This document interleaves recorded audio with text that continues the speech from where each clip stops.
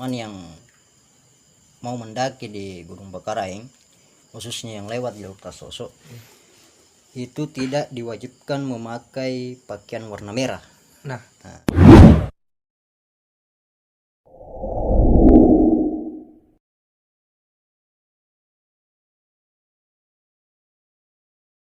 Assalamualaikum warahmatullahi wabarakatuh.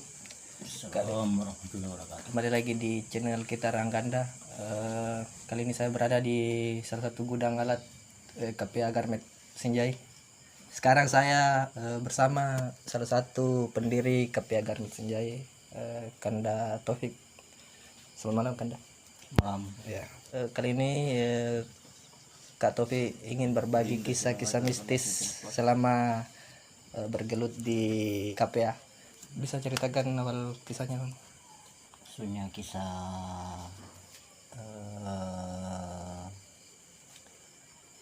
mulai dari awal ya, masuknya di ranah kepencitanaman, awal perjalanan pendakian. Iya, pendakian mistis. Kalau boleh tahu di gunung mana dulu? Kalau yang paling mistis menurut saya selama ini, bukan saya tidak tidak mementingkan mempercayakan istilahnya kekeramatan Gunung Bakaraeng, tapi secara pengalaman pribadi, istilahnya yang paling berkesan di benak saya sampai saat ini itu ada beberapa puncak, antara lainnya itu yang berada di salah satu gunung yang ada di Kabupaten Sinjai juga, yaitu Kecamatan Sinjai Tengah, yang terletak di Desa Kompang ya. Ya, Kompang. Itu Bukit Patontongan. Ya, tapi bisa diceritakan pengalaman mistis di Gunung Bakaraeng. Kan sudah berapa kali mendaki ke Kanda di Gunung Bakaraeng? Kalau selama saya ikut di ranah kepencitanaman ini, kalau pendakian gunung di Bakaraeng itu kalau tidak salah sekitar 18 kali. 18 kali. Ya. Tapi hal-hal mistis memang sering terjadi, itu sering kita rasakan. Setiap kali pendakian di Bakaraeng itu pasti ada suatu keanehan-keanehan yang berupa gangguan-gangguan dari beberapa, bisa dikatakan beberapa penghuninya mungkin. Di antara lain itu kalau di jalur Tasoso pada umumnya itu masuk di pos 3. Kalau di pos 3 itu semenjak adanya tragedi kemarin, seorang mahasiswi, saya tidak jelas ceritanya, mahasiswi dari mana, yang menurut cerita pernah ada mahasiswi di situ yang gantung diri lantaran beberapa alasan. Nah, inilah yang menjadi suatu permasalahan kemarin khususnya di pos 3 jalur Tasoso, karena ada mitos kemarin yang beredar bahwa setiap teman-teman yang mau mendaki di Gunung Bakaraeng, khususnya yang lewat jalur Tasoso, itu tidak diwajibkan memakai pakaian warna merah. Nah, ini informasi penting teman-teman yang mau mendaki di bawah Karaeng lewat jalur apa? Jalur Tasoso. Jalur Tasoso tidak boleh memakai, konon ya katanya, konon katanya tidak boleh memakai baju warna merah, dengan alasan bahwa setiap teman-teman atau pendaki yang memakai baju warna merah itu istilahnya pakaian-pakaian yang mencolok khususnya warna merah, itu proses perjalanannya menuju puncak itu banyak masalah yang akan dihadapi. Utamanya selalu melihat jelas sosok perempuan sosok perempuan yang saat itu memang pakaiannya pakaian warna merah. Nah, Tapi pernah ada? pernah saya juga pernah rasakan. Oh, kita pernah Ya, jalan. itu sekitar tahun 2012 waktu pendakian 17-an. Saat itu kita berangkat di pos 0 itu di Desa Gunung Perak Dusun Pasoso itu sekitar jam 5 sore. Jam 5 sore dan kita sempat berhenti di pos 2 untuk mensafetikan alat-alat kembali. Ya. Karena saat itu kondisi cuaca kalau tidak salah saya ingat, kalau kondisi cuaca saat itu tidak bersahabat ya, karena mendung dan gerimis. Nah, jadi Itu 2012. itu 2012. Jadi teman-teman kemarin itu Tapi sebelum 2012 pernah memang mau mendaki atau bagaimana? pernah. Oh, pernah. Nah, Jadi karena cerita- pendakian perdana saya di Bokaraeng itu hari Ya. itu tahun 2008 ya. Nah, tahun 2008 saya pendakian perdana di Gunung Bokaraeng dengan beberapa teman-teman dari komunitas pencinta alam yang ada di Kabupaten Sinjai.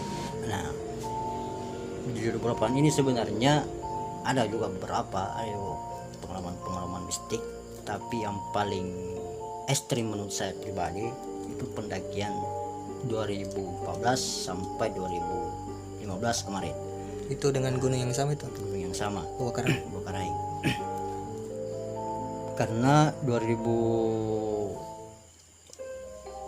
berapa tadi 2012 itu tentang kejadian-kejadian yang ada di pos 3 yang pantangannya kita dilarang pakai Baju merah. baju merah bahkan sampai sekarang.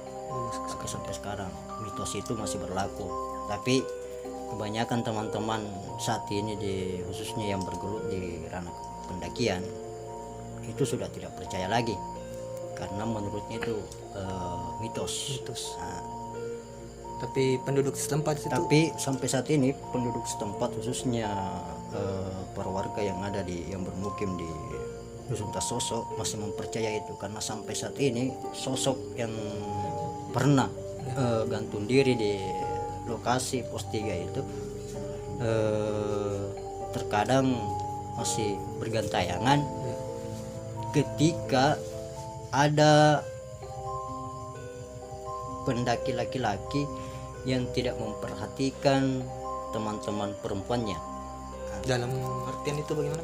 Dalam artian istilahnya sosok yang menghuni istilahnya pos 3 ini tidak terima kalau ada perempuan yang istilahnya tidak diperhatikan begitu. Nah, itu akan muncul. Nah, sampai saat ini masih berlaku karena masih bergentayangan itu sosok perempuan Itu di pos 3. di pos 3. Lanjut di pos-pos berikutnya itu yang paling ekstrim menurut saya itu antara pos 6 menuju pos 7. Ya. Nah, kalau secara pengalaman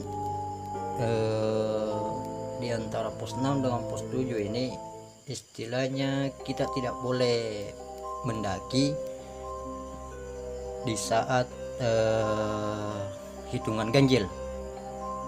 Oh, jadi misalnya harus genap Harus genap. 2, 4. Ya, istilahnya itu khusus di pos 6 dan pos 7. Nah, Jadi teman-teman yang mau mendaki di Bokaraeng usahakan harus genap.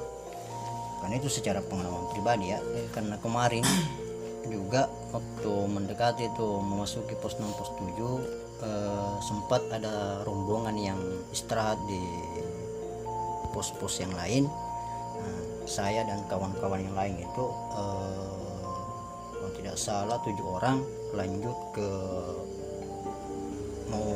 lanjut ke pos 8, tapi baru memasuki pos 6 pos 7 nah, ada keanehan ada keanehan yang kita dapati.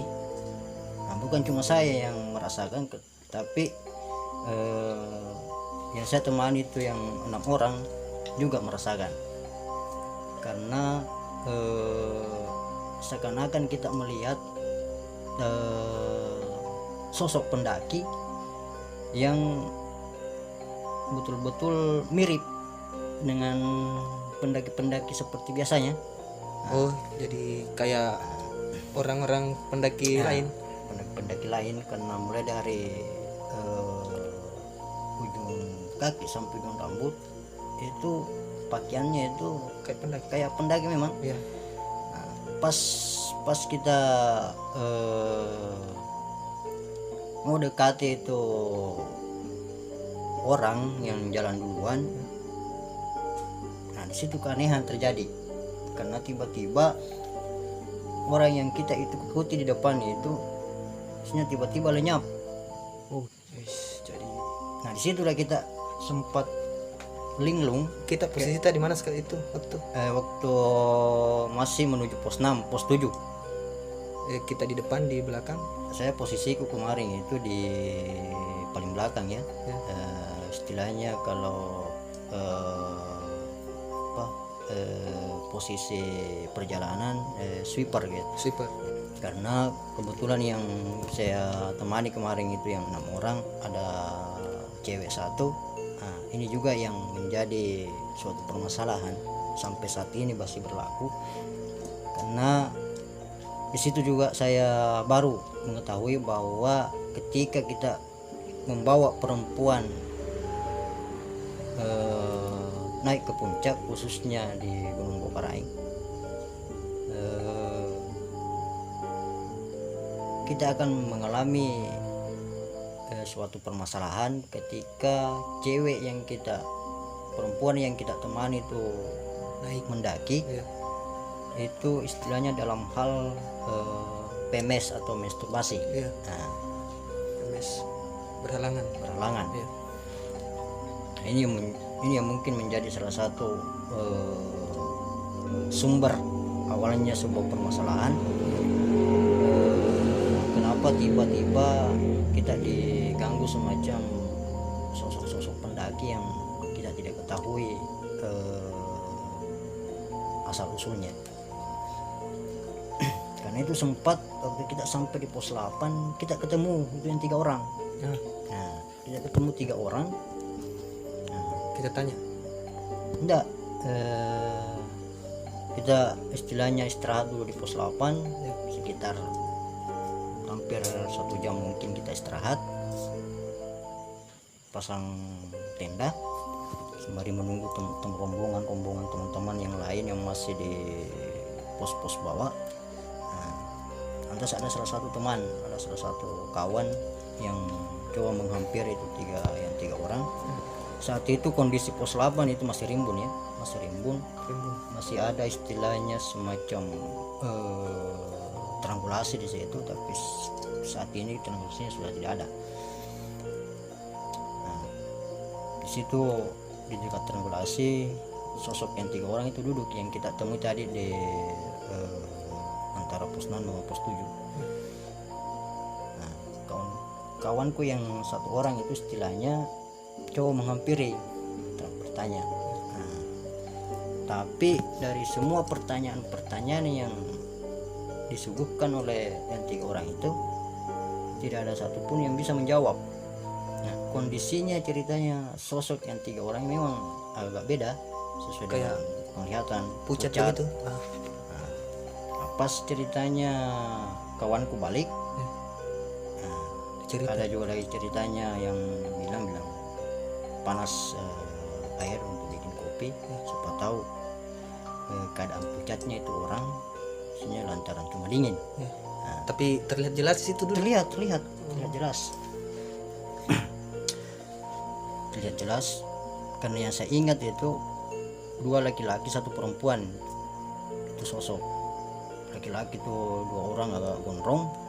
Nah, yang cewek kemarin ini pakai, kalau tidak salah pakai kupluk aftek warna coklat, jaket merek Coleman kalau tidak salah warna abu-abu. Iya. Setelah ceritanya kawan yang bikin kopi, nah, dia bawakan ya orang. Nah, sempat dia minum itu, Oh, dia tapi minum. tidak ada istilahnya komunikasi yang jalan. Udah cerita. Tidak cerita cantik orang, cuma teman itu yang ngoceh sendirian. Ya. Pas habis kopinya, nah, temanku pamit bawa gelas pulang. Ya. Nah, di situ udah kita kaget. Itu sekitaran jam berapa itu? Itu kita sampai kemarin di pos 8 itu sekitar jam-jam setengah 10 malam. Oh, sudah malam. Sudah malam. Kenapa kita lihat kemarin itu kondisinya yang pucat? Karena memang lengkap, headlamp ada, Maksudnya pakaiannya kan dah. pakaian lengkap, Kayak ndak usut dia tidak tuh. kusut.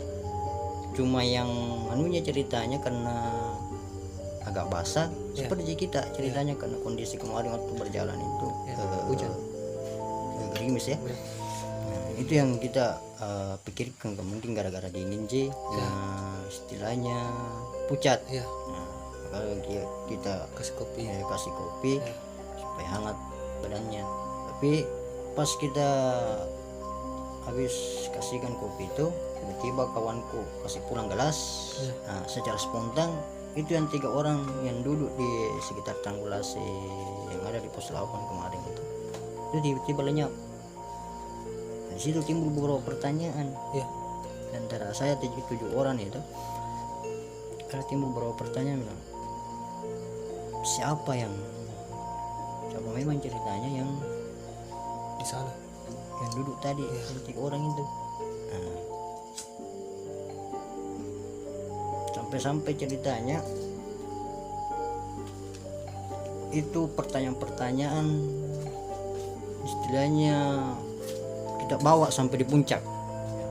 Istilahnya kita bertanya-tanya ke pendaki lain, Ya. bertanya ciri-cirinya seperti ini.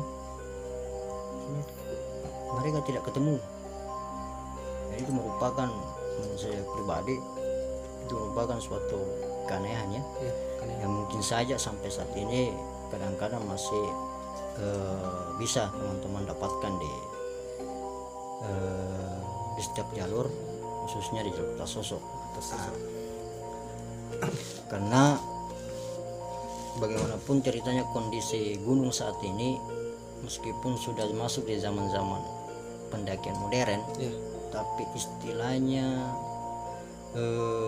kekeramatan suatu gunung itu saya yakin masih ada. Ya. Tapi entahlah, yang namanya keyakinan dari pribadi masing-masing, entah kita mau percaya atau tidak. Tapi ini sekali lagi saya tekankan, ini secara pengalaman pribadi saja. Lanjut pos 8 Dadang. Kanan. Kalau Pos pos 8 sampai puncak alhamdulillah aman. Nah, cuma waktu baliknya lagi itu Ya. ya agak parah lagi, bahkan lebih parah dari sebelumnya. Maksudnya turunnya tuh. Ya turunnya, maksudnya untuk pulang karena itu hari kita nginap di 2 para di puncak itu pos 10 sekitar 3 malam. Nah, memang ceritanya kita diguyur hujan itu hari sampai pulang. Nah, pas pulangnya itu ada, tapi bukan saya ya mengalami. Ya. Ini cuma teman-teman yang lain, tapi dalam satu rombongan juga. Pas ceritanya menuju ke pos 8, tiba-tiba teman melihat sesuatu yang agak ganjil memang, karena hewan yang dia lihat saat itu pas di jalur itu tidak ada sebelumnya kita lihat di masa-masa waktu kita mendaki. Ya. sempat di foto itu teman, nanti di pos 8 waktu itu dia kasih lihat ke kita semua. Itu hewan memang sejenis ular, tapi yang menjadi pertanyaan, ini ular kepalanya agak istilahnya Beda. kayak apa ya, kayak ada condong seperti ayam, warna merah bergaris di Tengahnya. tengah kepalanya ya. Dari situ juga timbul pertanyaan, apakah ini memang ular biasa atau Itu bagaimana? bagaimana. Tapi setelah kita sampai di pos 0 itu di di base camp, Ya. kita sempat tanyakan ke beberapa warga Sosok ular itu. sosok ular itu. Ya, memang ada katanya, ada katanya. Itu ular sejenis itu istilahnya yang khususnya menghuni wilayah Bokarang itu sekitar 7 ekor ya, 7 ekor. ekor katanya. Tapi yang sempat teman-teman lihat itu Yang sempat dilihat teman Satu. yang sempat dipoto itu cuma 1 ekor. Suatu pertanda ceritanya menurut warga yang kita tanya kemarin itu, suatu pertanda jika salah satu ular itu istilahnya muncul, akan ada istilahnya akan terjadi di wilayah itu. dan Memang benar. betul, Dan benar. memang betul. Pas 1 bulan kemudian setelah ular itu dilihat, pos 9 ceritanya itu mengalami kelongsoran. Sampai saat ini longsor itu masih ada ya, masih terlihat jelas bekas longsor yang ada di pos 9. Kan dulu kondisinya kemarin pos 9 itu bukan bebatuan-bebatuan yang sampai sekarang ya, yang saat ini kita sering temukan. Kondisinya pos 9 kemarin itu mulai dari menuju pos 9 sampai ke puncak itu istilahnya hutan Edelweiss. Sampai saat ini kan istilahnya tinggal bebatuan yang ada. Itu akibat longsornya kemarin. Itu cuma apa ya, pengalaman pribadi saja tentang persoalan kemistikannya suatu gunung, khususnya di wilayah Bokarang. Dan itu yang pertama kita, hal mistis yang kita lihat itu di Bokarang itu yang pertama, pengalaman pertama itu. Sebenarnya bukan yang pertama sih, karena ini kan Berarti sudah sekitar tahun sebelumnya sudah ada, tapi tidak terlalu menurut saya. Cuma yang paling berkesan itu tadi sekitar tahun 12 sampai 2015 terakhir. Itu kejadian-kejadian mistik yang saya pernah alami secara pribadi, khususnya di wilayah Bokarang. Tapi pernah tidak Kak Tofi mengalami pengalaman mistis yang di bawah Karang, khususnya di bawah Karang yang di kayak disesatkan di pos begitu? Kalau pengalaman seperti itu alhamdulillah sampai saya ini seperti ini belum ada. Cuman kalau istilahnya tertutup jalur itu sudah pernah. Sudah pernah. Itu terakhir waktu saya ceritanya temani beberapa kawan di sini mendaki Bokarang, itu kejadian waktu pulang ya. Itu masih di wilayah pos 10. Pos 10 itu Masih di wilayah pos 10. Ini kita sudah mau pulang istilahnya. Tiba-tiba ada salah satu senior yang mungkin terlupa. Dia sempat ceritanya bercanda sama salah satu hewan yang memang sempat ini dikeramatkan di wilayah Gunung Bokarang ya. bercanda. Ya, seakan-akan bercanda senior karena kalau tidak salah kata-katanya kemarin itu senior namanya itu Kanda Kumbang ya. Dia sempat mengatakan ke hewan itu, khususnya burung ya, yang memang dikeramatkan, burung dikeramatkan, dia sempat dadah, sempat pamit, kami pulang dulu ya, cuma begitu, kami pulang dulu ya, sampai ketemu spontan pas selesai beliau katakan itu pada burung, tiba-tiba seakan-akan kita tidak melihat jalur. Nah, padahal kita sudah menuju pulang. Nah, sekarang ceritanya tidak ada jalur di depan. Jadi tidak dilihat itu jalan Turun? ya, jalan Tidak. turun. Sebenarnya teman-teman juga merasakannya kemarin. Nah, kita berpencar, kita cari jalur, kita yang teman-teman yang saling ketemu. Situ pusing. Berapa lama tuh? Maksudnya ya ada beberapa menit sih kita agak linglung. Nah, tapi alhamdulillah setelah kita duduk memperbaiki perasaan, minta izin dengan baik-baik, dengan istilahnya mohon maaf lah Ya. istilahnya, mengucapkan mohon maaf. Mungkin ada memang yang agak-agak kasar yang kita ucapkan itu hari. Alhamdulillah dengan mungkin saya yakin ini adalah campur tangan Tuhan. Setelah kita duduk saat itu, alhamdulillah ternyata jalur yang kita cari itu ada di dekat kita. Padahal dari tadi Gak keliling. Nah, teman-teman juga rasakan. Karena berapa kemarin itu yang kita bawa? Itu sekitar 20-an orang kemarin kita bawa.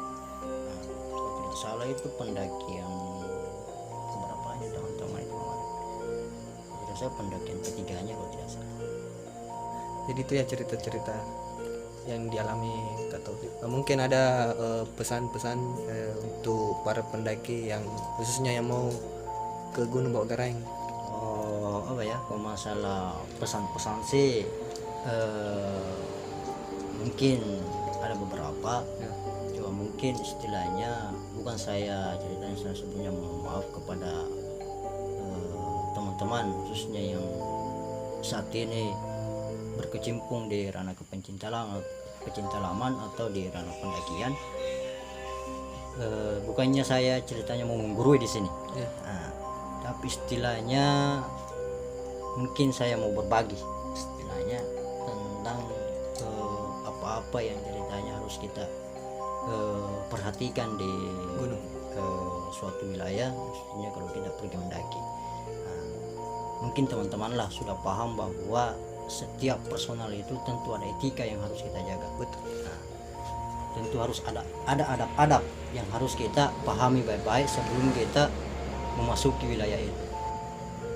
Karena di ranah kepecinta alam khususnya teman-teman yang sampai saat ini bergelut di posisi itu pasti pernah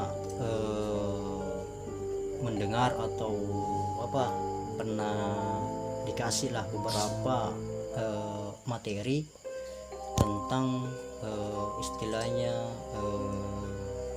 sosialisasi pedesaan. Nah, disinilah istilahnya pentingnya kita bersosialisasi kepada masyarakat, pada warga-warga setempat sebelum kita menjajaki suatu gunung. Terlebih istilahnya kalau teman-teman yang pemula atau istilahnya perdana. Nah, karena sampai saat ini gambaran saya secara pribadi, kebanyakan teman-teman saat ini yang bergelut di dunia pendakian itu cuma mengandalkan kemodernan alat, Iya. keseftian alat, tanpa memperhatikan adab-adab yang sampai saat ini diberlakukan di Wilayah itu. daerah itu. Iya. Jadi istilahnya kalau sebelum kita mengadakan pendakian perencanaan kan ada beberapa tahapan yang harus kita perhatikan. Nah, yang paling utama itu adalah istilahnya kekuatan fisik, ketebalan mental. Nah, kemudian yang kedua adalah keseftian alat. Nah, keseftian alat ini memang harus penting ya, harus diutamakan. Cuman yang namanya alat tidak selamanya kita tidak selamanya berfungsi. Ketika ceritanya keangkuhan yang kita punya, istilahnya kita bawa-bawa ke ranah pendakian. Nah, itu ya, pastilah teman-teman yang sempat sini bergelut di ranah pendakian pasti paham itu tentang etika yang harusnya kita patuhi. Nah, karena yang namanya keselamatan tergantung dari kita, bagaimana kita mawas diri, bagaimana cara kita menjaga etika. Nah, karena yang namanya gunung itu tidak ada orang lain yang mampu kita andalkan untuk menolong kita selain dari diri kita sendiri. Jadi memang harus safety.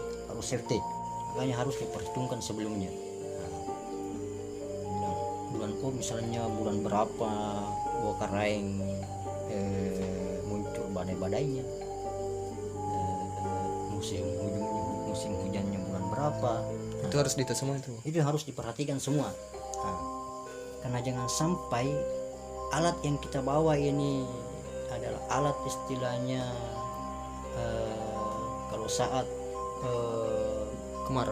kemarau, nah, tapi keadaan cuaca di gunung itu musim hujan. Nah, ini yang salah perhitungan, ini yang sering terjadi pada teman-teman, istilahnya hal-hal sepele tapi akan menjadi suatu masalah besar ketika sampai di gunung.